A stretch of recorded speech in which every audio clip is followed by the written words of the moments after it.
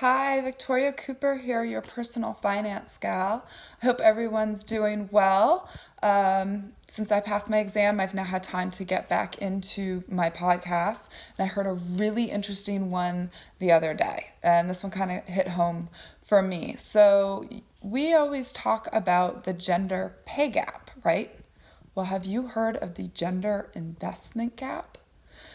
Yes. So men are investing more than women, and they are capitalizing on the returns.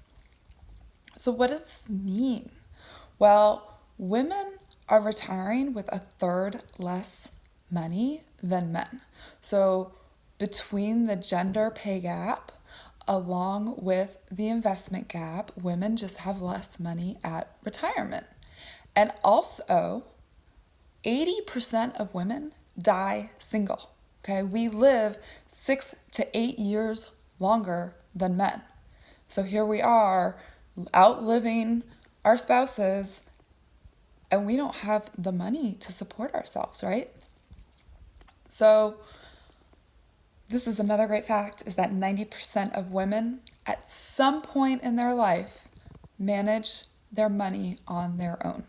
Okay, so whether it be when they're young and they're not married yet, they're managing their money on their own, or maybe they're a little bit older and they've gotten divorced and now they haven't been managing their money and they're thrown into it, or since we're outliving our men, the men die and now we're on our own and managing our money again. So 90% of women at some point in time do manage their money on their own.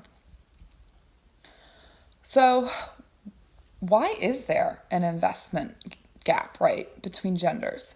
So there are two reasons I came up with, and one came from the podcast, is that this industry is typically geared towards men, okay?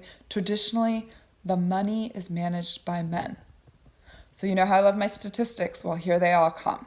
So 90% of mutual fund managers are men. 95% of hedge fund managers are men. And 90% of traders are men.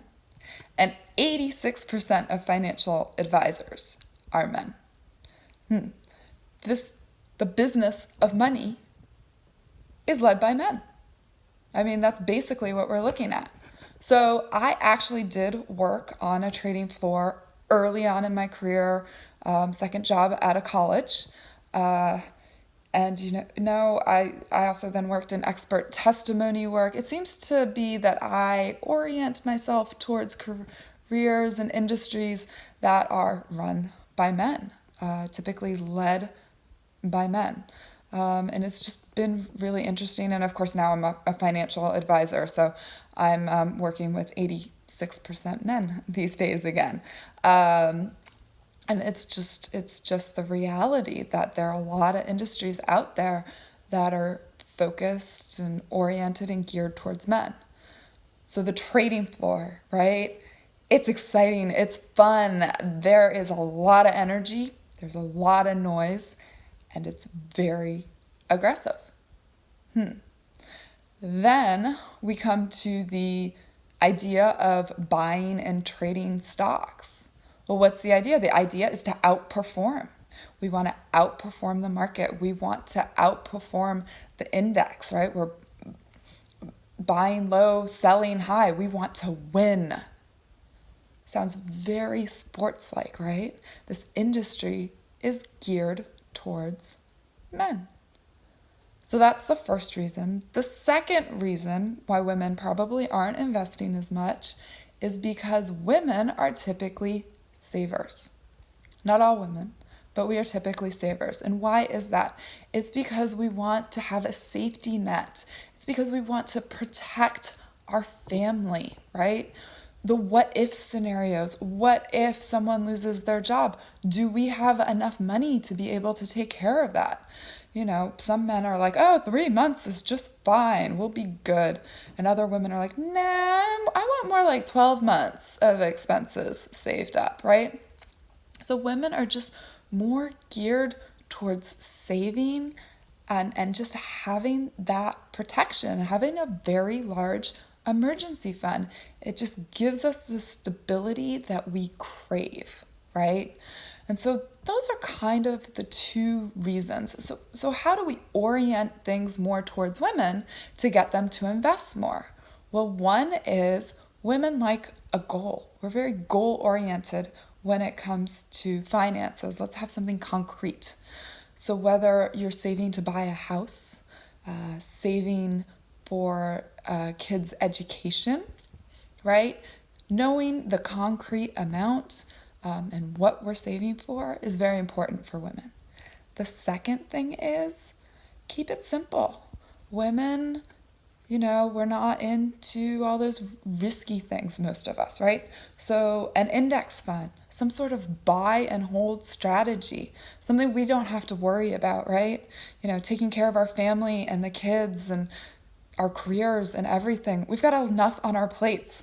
Let's leave off worrying about what is going on with our investments. So buy and hold strategy is really great for women.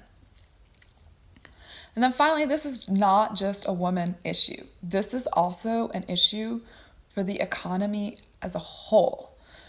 We need to learn how to invest in our women, because if women start investing and have that extra money, they can go and leave their jobs and go pursue those small businesses that they want to grow and start, which will grow our economy. So two things: women are more likely to pay back their loans. And sorry, men, but companies run by women outperform companies run by men in terms of returns. So the more that we can encourage our women to invest and to have that extra money through returns, the more we can encourage them to go out and do the things that they're passionate about because they have the money to go pursue their dreams. So I know this is a long one, but it's just something I'm very passionate about, and it just hit me very close to home. I learned a lot. I hope you learned a lot as well, and hope to see you in the next video. Bye from your personal finance gal.